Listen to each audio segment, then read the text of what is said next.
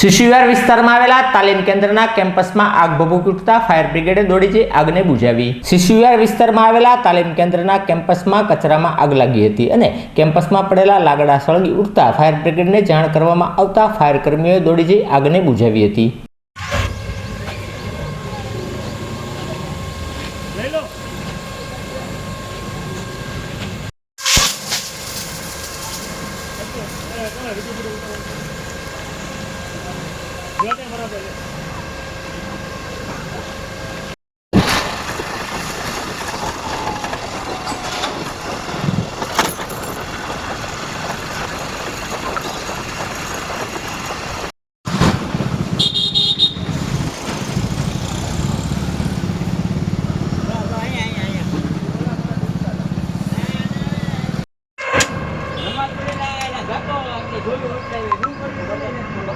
काय वांधो नहीं।